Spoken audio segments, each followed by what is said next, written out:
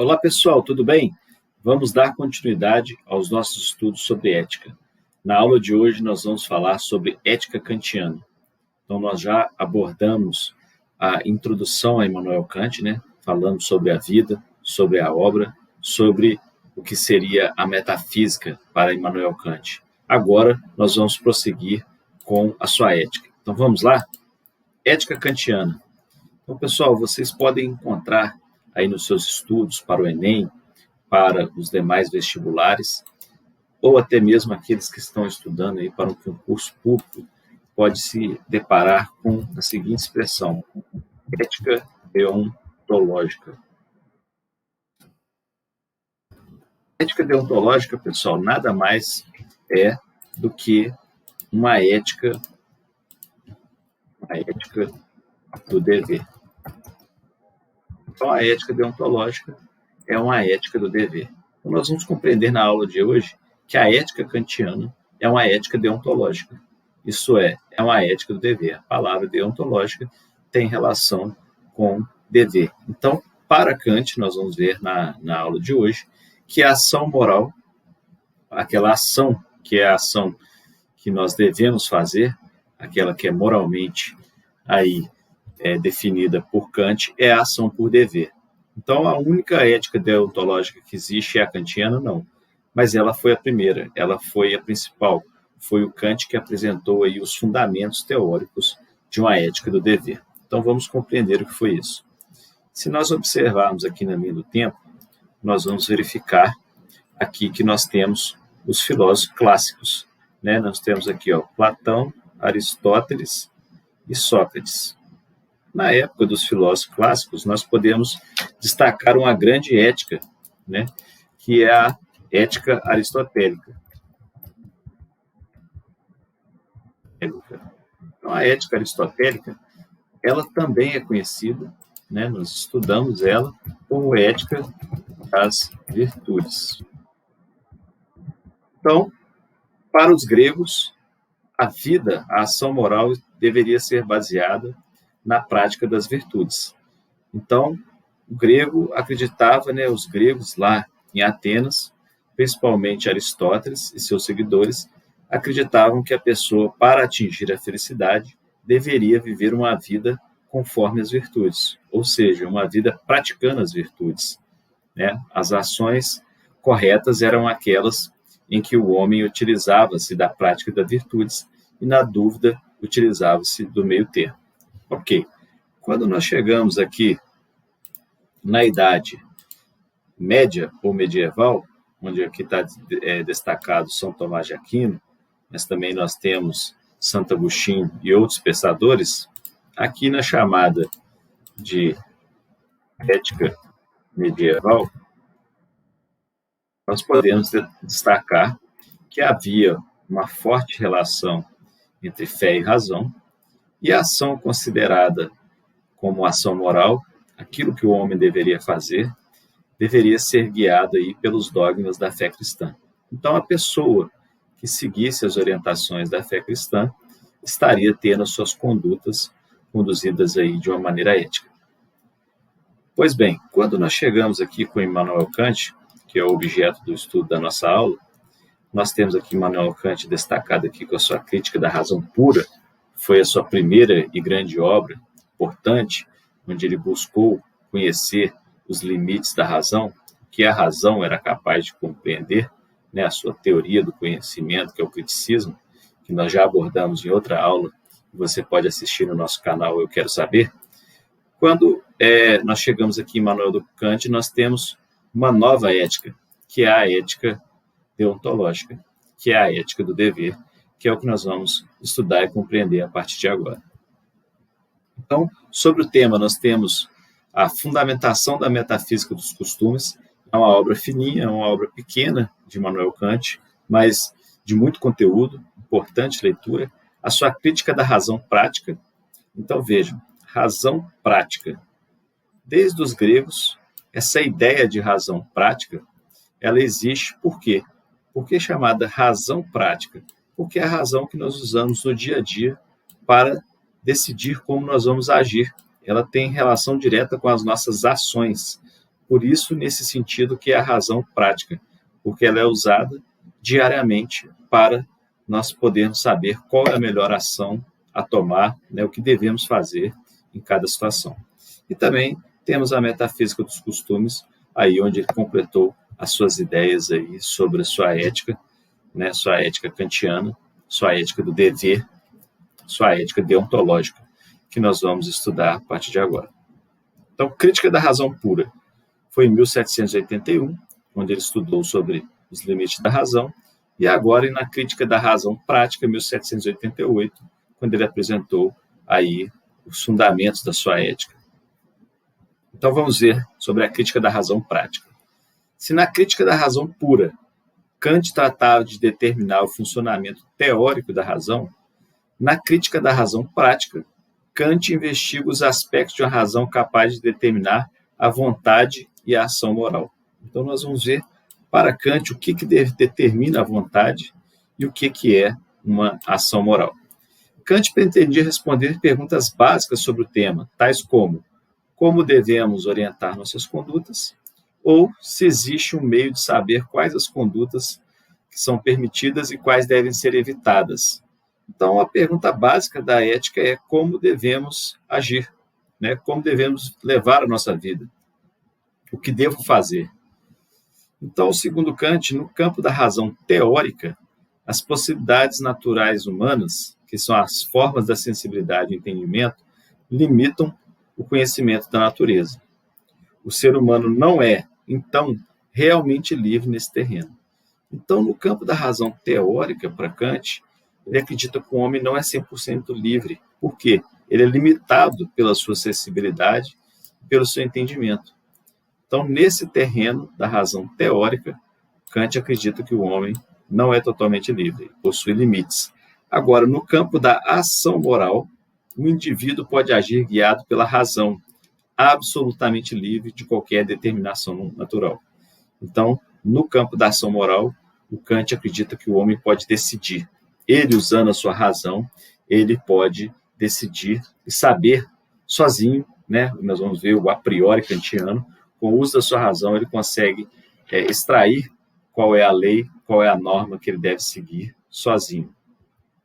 Então, Kant compreende como a ação humana pode ser verdadeiramente livre, sendo uma ação por dever. Então, nós vamos ver que a ação moral para Kant é uma ação por dever. Então, por dever, Kant compreende a ação ética que deve guiar-se única e exclusivamente pela racionalidade humana, a qual busca princípios ou valores racionais que fundamentarão a ação, livrando-se de todo e qualquer desejo subjetivo que possa desvirtuar a ação correta. Então, vamos tentar dar um exemplo para ficar mais claro. Uma pessoa vai no mercado, vai na padaria, vai em algum lugar fazer a compra, e aí na hora de pagar, ele paga um dinheiro e a pessoa do caixa devolve um valor a mais. Bom, qual que é a ação por dever?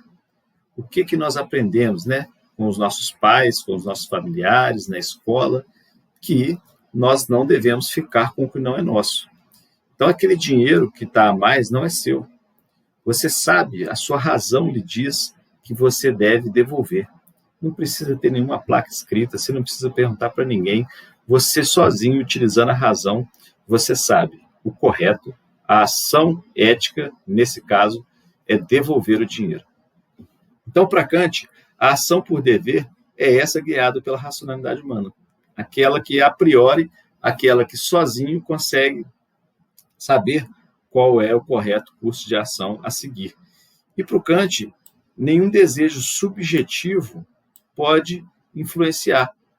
Ou seja, a pessoa não pode falar, mas eu estou precisando de dinheiro, o que tem? Qual que é o problema? Eu ficar com esse dinheiro para mim. Mas eu estou tão apertado, ele errou, o problema dele. Não, para Kant, as questões subjetivas não podem desvirtuar a ação correta. A ação correta, a ação por dever, é devolver, nesse exemplo, o dinheiro. Só assim você estaria fazendo uma ação ética. Nós vamos ver outros exemplos e compreender melhor sobre essa ação por dever.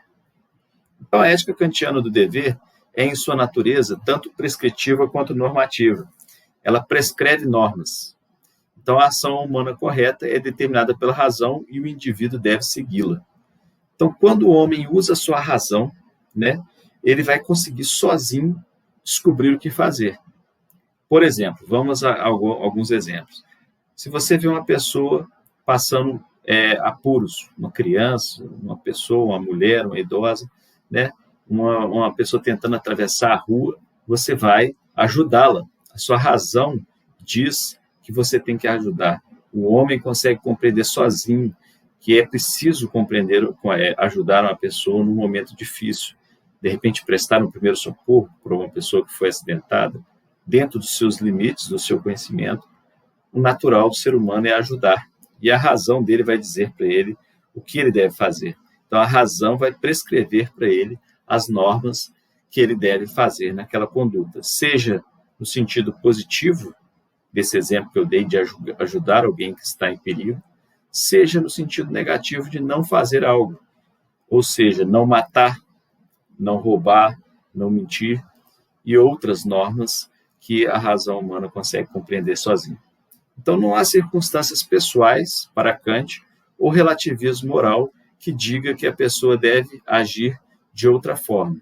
Então, para Kant, a ação moral é aquela que deve ser feita da mesma forma por todos, em qualquer lugar, indistintamente.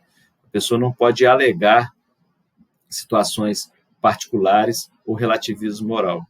Então, se nós não devemos, por exemplo, roubar ou matar ou mentir, para Kant, se a gente acha que isso não deve ser feito, não matar, essa norma tem que ser aplicada em todas as situações. Não há situações particulares. Ele queria uma norma que tivesse essa pretensão de ser aplicada e de ser a mesma, o dever ser o mesmo em todas as situações. Nós vamos chegar mais à frente. É claro que o próprio Kant já reconhece que existem situações particulares e que isso não é possível. E aí nós vamos entender à frente qual é a diferença entre imperativo categórico e imperativo hipotético. Então, para Kant, o ser humano é essencialmente livre, porque é racional. O ser humano é o único capaz de tomar decisões utilizando sua razão. Então, um exemplo aqui do cachorro Pinscher. Então, Pinscher, vocês devem conhecer essa raça, é um cachorro pequeno, mas parece que ele esquece, né, ou não sabe disso, por ser um animal irracional, e ele acaba avançando em cachorros maiores, avançando em pessoas, e aí não tem noção do risco. Ele vai fazer isso de toda forma, ele está sempre aí nesse instinto de avançar em outros, sob pena, às vezes, de avançar sobre um cachorro maior e o cachorro vir até a ferir, morder ele. Agora, o ser humano, diferente do animal que age por esse instinto, eu estou dando um exemplo, existem outros, ele não, ele é livre justamente porque ele é racional. Ele consegue olhar para uma situação e pensar, isso eu vou fazer, ou isso eu não vou fazer. Isso vai me colocar em risco, isso não vai me colocar em risco. E aí ele consegue escolher o que é melhor em cada situação. Por isso que ele é livre. Então a moral é, portanto, independente do mundo natural para Kant. Ele não depende das condições externas. Para Kant depende do próprio homem. Vamos tentar aqui apresentar alguns exemplos, né? Em uma aula que nós estamos fazendo gravado, fica um pouco mais difícil não ter a interação com os alunos. Seria interessante poder perguntar, assim como nós fazemos na sala de aula. Então, vamos pensar a seguinte hipótese, que é, inclusive, a hipótese usada pelo próprio Kant e por diversos professores aí de filosofia em suas aulas ou palestras. Então, pense um professor de filosofia que está dentro do auditório, né, atrás de um púlpito, aquela construção de madeira ou de acrílico, onde o professor fica ali, tem o seu microfone, o seu copo d'água, as suas anotações, e dali ele fica expondo a sua aula para os alunos. Então, o professor está nessa posição, falando com os alunos sobre ética, falando, por exemplo, sobre mentir. Ele pergunta para os alunos se os alunos acham que é correto mentir, e aí a grande maioria dos alunos chega a um consenso que não seria legal mentir. Então, o Kant começa a explicar, o professor começa a explicar o que seria aí a ideia do imperativo categórico kantiano. Se a gente acredita que nós não devemos mentir, então nós não poderíamos mentir em nenhuma situação. Essa lei teria que ser universal para todas as situações. Nós não podemos mentir. nós vamos ver, né, mais à frente nos conceitos, que essa é a ideia do imperativo categórico kantiano. Usando a razão, a racionalidade humana, nós conseguimos a priori saber que nós não devemos mentir, então nós sabemos daí em diante que todas as situações nós não deveríamos fazer isso. Por quê? Nós sabemos que isso vai chatear outra pessoa, que não é legal, não queremos que faça conosco, então essa é a regra que nós vamos deduzir a priori. Só que nesse caso, nesse exemplo em que ele está no auditório, entra uma criança, um jovem, passa correndo nesse auditório e ele está sendo perseguido por 2 pessoas. E ele fala assim com o professor: olha, tem 2 pessoas me perseguindo e eles vão me agredir injustamente. Eles estão achando que eu fiz algo errado e eu não consigo nem explicar para eles que não sou eu. Por favor, eu vou esconder aqui e não falo para eles que eu estou aqui. E esconde atrás do púlpito do professor. E aí, nesse contexto, entra aquelas 2 pessoas, né, com raiva, e pergunta para o professor na frente dos seus alunos: você viu uma criança passando por aqui? E aí nós fazemos a nossa grande pergunta: o que o professor deveria fazer? Qual que seria a ação correta do professor? Ele deveria fazer aquilo que ele estava falando, de não mentir hipótese nenhuma e falar assim: sim, eu vi o aluno, o jovem está aqui, pode pegar e levar ele, sob pena, de repente, dele ser agredido injustamente. Ou, nesse caso, ele poderia falar assim: não, eu não vi o jovem, ou falar, ele saiu por aquela porta para desviar a atenção daquelas pessoas e ter a oportunidade de perguntar para aquela criança o que ela fez e se ela realmente estava sendo injustiçada. Essa é a primeira situação e a nossa primeira dúvida, né, num caso desse. O outro caso seria nós pensarmos que nós temos um parente que ele está com a idade mais avançada, né, ele está com bastante idade, está idoso, e de repente uma notícia boa ou uma notícia ruim não seria muito bem-vindo, né? Ele poderia ficar nervoso, ele poderia ter um problema de saúde, poderia ter um ataque cardíaco, uma notícia muito ruim, de repente, contada de qualquer jeito. E aí essa pessoa idosa, num determinado dia, ele faz uma pergunta, né? Ô meu neto, tá tudo bem com a sua mãe, por exemplo, ou com seu pai? Só que naquele dia ela sofreu um acidente, ela tinha ido para o hospital, de repente tinha machucado a perna, quebrado a perna, e iria fazer uma cirurgia na perna. E aí nós nos perguntamos mais uma vez: o que você responde para essa senhora, para esse senhor de idade? Você responde: não, ele está tudo bem, ele está numa situação que ele está se tratando e daqui a pouco ele vai vir aqui e vai conversar com o senhor. Ou vai falar assim, na lata, né? Não, ele não está bem, ele sofreu um acidente, está no hospital. Qual que seria o mais cuidadoso a fazer? Amenizar a situação? Não falar toda a verdade, omitir uma parte da verdade ou não, ou falar diretamente. É mais uma situação em que nós devemos pensar: será que é possível nessa situação mentir, né? Ou não falar toda a verdade, omitir? E a terceira situação é você, um jovem, está chegando em casa, menino ou menina, sozinho em casa, né? Final de tarde, e você sabe que você está sozinho em casa. E você está com a sua chave na mão, prestes a entrar aí no portão da sua casa, né? Do outro lado da rua, uma pessoa que naquele bairro é conhecido como uma pessoa perigosa, né? Um provável ladrão, um provável aí bandido, até mesmo um suspeito aí de agressões e de crimes violentos como estupro, lhe pergunta: ei, jovem, lá do outro lado da rua ele te vê e pergunta assim: você está sozinho em casa? E aí? O que a gente responderia nessa situação? A gente falaria a verdade? Sim, eu estou sozinho, sobre o risco aí de poder sofrer uma ação dessa pessoa. Ou não, a gente entraria dentro de casa rápido, fecharia o portão e falaria: não estou sozinho. Eu estou aqui em casa, meus familiares estão aqui, está cheio de gente, tem amigos do meu pai aqui, delegado da polícia, tem militar, está todo mundo aqui e não estou sozinho. O que você faria? Falaria a verdade? Ou nesse outro caso você mentiria para se livrar dessa situação embaraçosa e preguiçosa? E aí é nesse ponto que o Kant, ele mesmo apresenta um exemplo que começa a nos clarear quais seria a diferença do imperativo categórico para o que ele chamou de imperativo hipotético. Então, o Kant fala que quando a pessoa, por exemplo, pega um dinheiro emprestado e faz uma falsa promessa de pagamento, ou seja, ele pega com a pessoa R$1.000 e fala: mês que vem eu te devolvo, já sabendo que mês que vem ele não vai ter aqueles R$ 1.000, mas ele pega para se livrar de uma situação embaraçosa, ele estaria fazendo o que o Kant chamou de imperativo hipotético. Aquela ação ali, ela não é uma ação por dever, nós vamos ver mais à frente. Ela pode ser até considerada para Kant uma ação correta, mas não é uma ação por dever, não é uma ação ética. Né?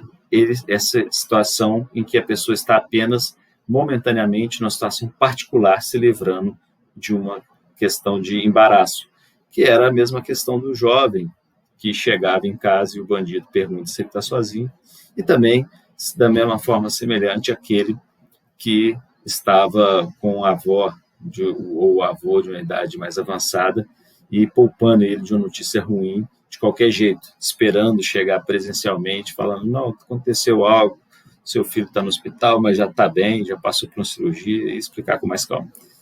Então, essas seriam hipóteses de o que o Kant chama de imperativo hipotético. Mas Kant diz que isso nós não podemos querer que isso seja uma lei universal.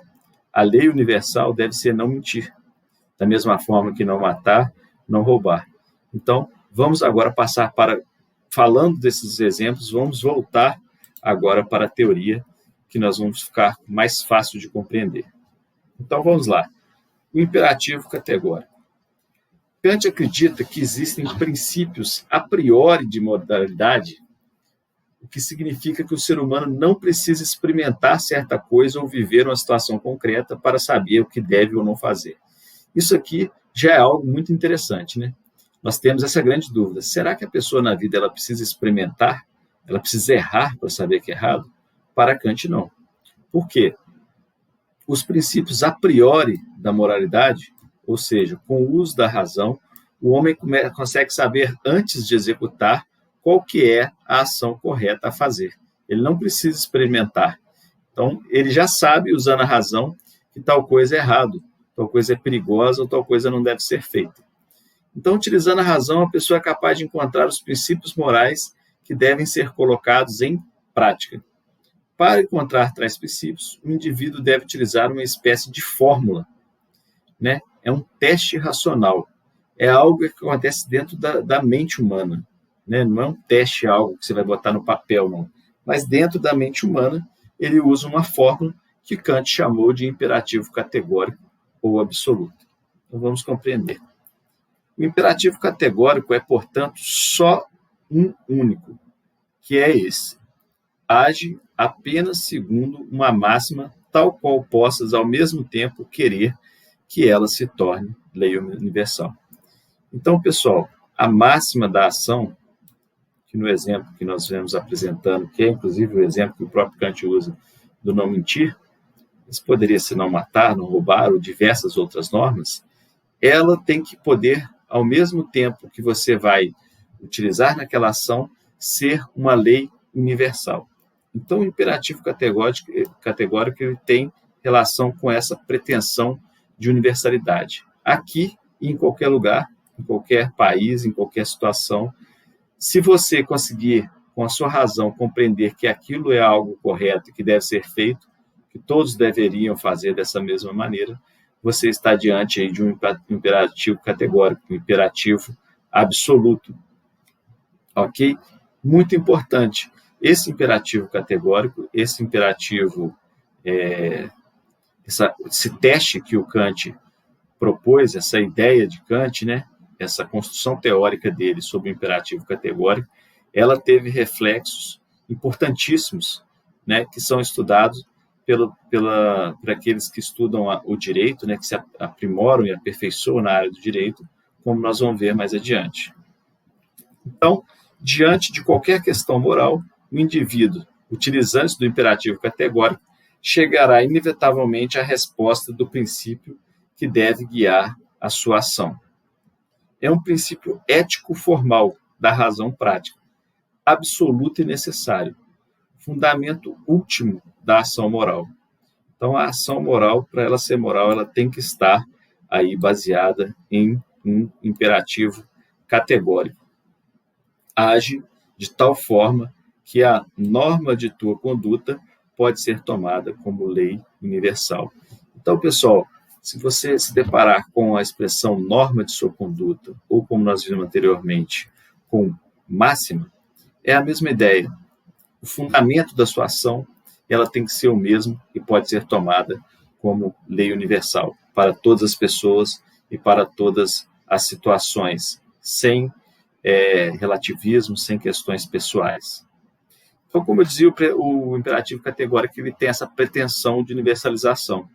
Então, Kant, ao propor o imperativo categórico, não afirmou o que deveria ser ou não feito, fornecendo somente o caminho racional que deveria ser utilizado para alcançar o princípio universal. Então, ele não criou o código de condutas e de normas, mas ele disse que a razão consegue fazer isso. Então, se qualquer indivíduo, de qualquer cultura e em qualquer situação, aplicar o imperativo categórico, ele mesmo chegará à mesma conclusão de todos os outros indivíduos do mundo. E se nós quisermos exemplos, das atualidades globais, nós podemos pensar recentemente aquele caso que houve de agressão nos Estados Unidos, em que um agente do Estado sufocou uma pessoa até a morte. Vejam, aquilo refletiu em todo o mundo. E se pensarmos para além da questão racial, da questão da cor, da pele da pessoa, mas na questão de ser um ser humano sufocado, nós podemos pensar o seguinte: por que será que em diversos países teve manifestação e as pessoas não concordaram? Por quê? Porque pelo nosso teste racional, pelo teste que Kant nos ensinou, que é o imperativo categórico, nós sabemos que nós não devemos agredir o outro, nós não devemos sufocar o outro até a morte, nós não devemos matar ninguém.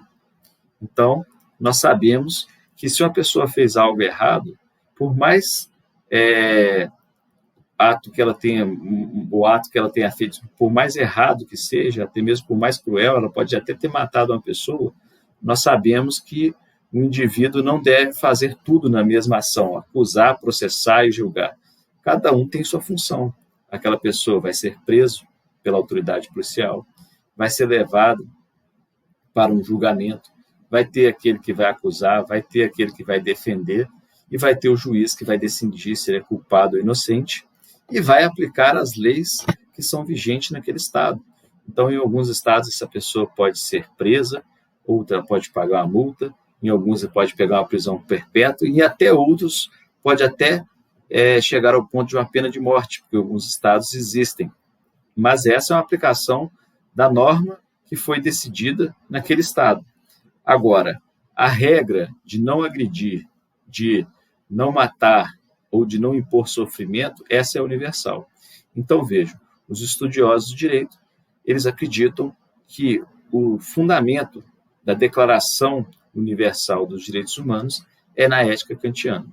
É através dessa construção kantiana, do seu imperativo categórico, com essa sua pretensão de universalização, é que nós conseguimos chegar a leis que são aplicadas em todos os países. Nós podemos dizer que temos uma declaração universal, onde que essas regras básicas de não matar, não agredir, respeitar o ser humano, respeitar os seus princípios básicos aí de direito à vida, direito à liberdade, direito à propriedade e diversos outros direitos, são considerados como tal no mundo inteiro por conta desse raciocínio que Kant nos apresentou aqui com seu imperativo categórico.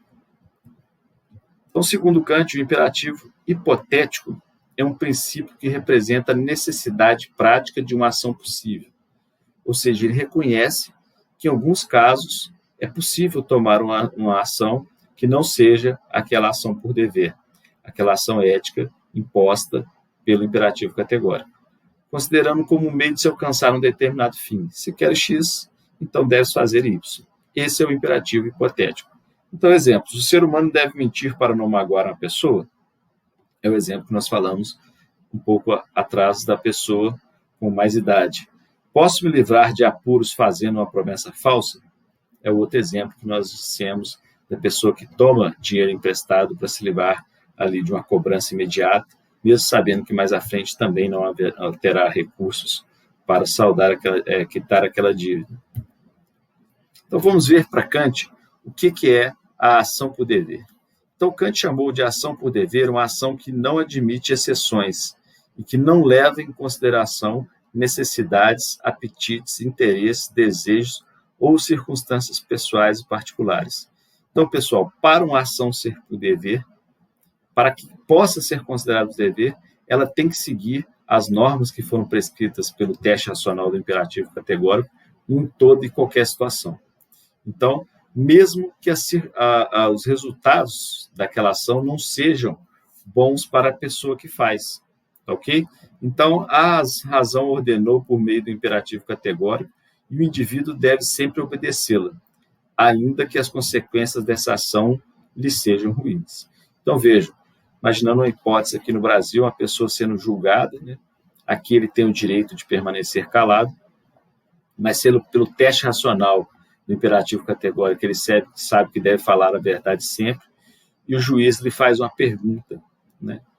Qual que seria a ação por dever, né, dentro da ideia e da teoria de Kant? Seria ele falar a verdade, mesmo que ele falando a verdade, ele pudesse ser preso, por exemplo, naquela situação, ser condenado. Mas dentro da ideia do imperativo categórico e de uma ação por dever, ele não poderia utilizar-se dessa necessidade, nessa circunstância de ficar calado e omitir a verdade. Então, poderíamos pensar em diversas hipóteses aqui que o Kant acredita que ele não poderia levar em consideração essas circunstâncias. Para Kant, há uma diferença fundamental entre a ação por dever e a ação correta. Então, ele acredita que o ser humano pode agir corretamente sem, no entanto, agir por dever. Então, a ação correta é aquela realizada porque o sujeito tem interesses próprios. Então, veja, naquele caso, naquele exemplo que eu dei, quando a pessoa quer preservar um idoso, ele está agindo até corretamente, mas não por dever. O dever seria falar sempre a verdade e não mentir, naquele exemplo nosso. Ele ganhará alguma vantagem, será bem visto pelas outras pessoas porque agiu corretamente. Então, agir corretamente para Kant não é a mesma coisa que agir por dever. A ação por dever ela tem que ser totalmente desinteressada, não havendo nela qualquer influência a não ser a simples racionalidade. Então, para Kant, a ação é digna apenas quando ocorre fundamentada exclusivamente por dever. Então, pensemos no exemplo do semáforo.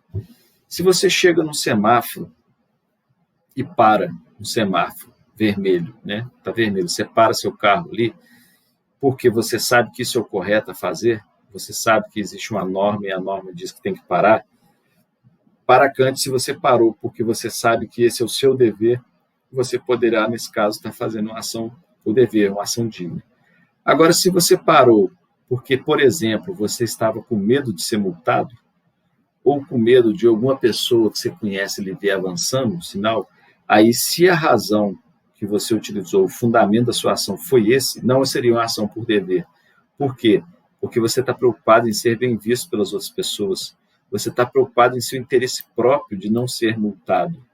Então, no mesmo caso, que é o simples exemplo de parar no sinal do semáforo, dependendo do fundamento da sua ação, você pode ter uma ação por dever ou não. Você pode ter uma ação, às vezes, correta, ou até mesmo uma ação que não é correta nem moral.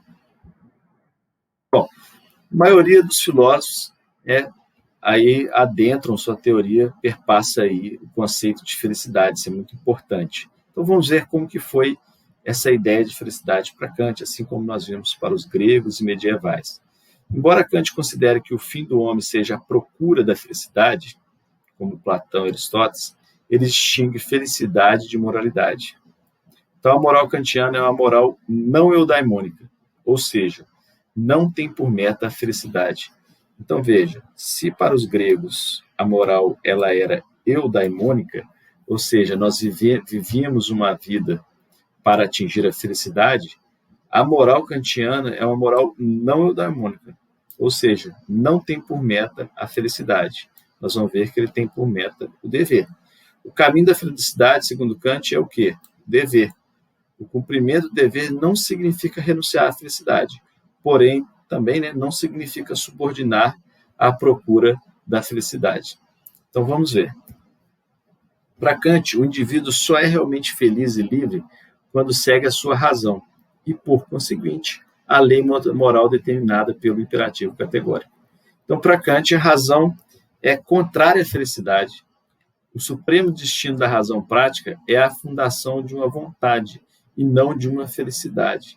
Então, Kant sabe que muitas vezes, se nós utilizarmos a razão, pode ser que nós não estejamos buscando, não sejamos felizes. Nós vimos que a ação correta para Kant nem sempre ela vai ter boas consequências para nós. Mas para a ação ser por dever para Kant, ela precisa ser tomada independente das consequências, mesmo que isso não vai nos deixar tão felizes. Então, o destino da razão prática é fundar uma vontade. A razão serve para dizer como nós devemos fazer, e não uma felicidade. Então, vamos ver o que o Kant chamou de boa vontade, o que seria a teoria de boa vontade kantiana. Então, para Kant, a única coisa que merece a denominação de bem ou de bom é o que ele chamou de boa vontade. Então, a boa vontade é o que é possível conceber no ou fora do mundo como bom, sem restrição. Então, ele acredita que os diversos talentos do espírito, como a inteligência, capacidade de julgar, coragem, decisão, perseverança, temperança, são coisas boas ou ruins, dependendo das disposições próprias ou do caráter da vontade de quem esteja usando. Então, o que vai depender não são esses talentos, né, como os gregos chamavam, essas virtudes. Né? Isso pode ser bom ou ruim. Vai depender de quem está usando. Vai depender do quê? Se ele está agindo por dever. Ok? Então, a boa vontade é boa em si mesma e não está condicionada às circunstâncias. Então, nós vimos que a ação por dever não está condicionada às circunstâncias pessoais. Então, a boa vontade, ou seja, aquilo que é bom, da mesma forma. Então, o homem é regido por ele mesmo. É ele que cria os valores morais. Então, essa consciência moral para Kant não é nem instintiva nem emotiva. Ela é a própria razão. Então, isso seria agir com boa vontade. Fazer uma coisa boa seria fazer por dever. Né? E nós já vimos que fazer por dever muitas vezes pode contrariar aí as suas circunstâncias pessoais, pode não lhe conduzir à felicidade, mas para Kant a finalidade da ação moral não é essa, não é buscar a felicidade, e sim fazer o que deve ser feito porque a sua razão lhe mandou, ou seja, é uma ética do dever. E esse dever foi lhe imposto por quem? Pela sua própria razão. Ok? Então, pessoal, era sobre isso que nós queríamos falar. Muito interessante estudar sobre ética kantiana. Não é fácil, não é simples. Nós tentamos aqui apresentar de uma maneira mais didática, tentar fazer com que vocês possam perceber, mas é preciso aí fazer leituras complementares aí de bons livros, dos nossos livros do ensino médio, mas também de artigos científicos escritos aí por bons pesquisadores. Tá bom? Obrigado a todos e até a nossa próxima aula.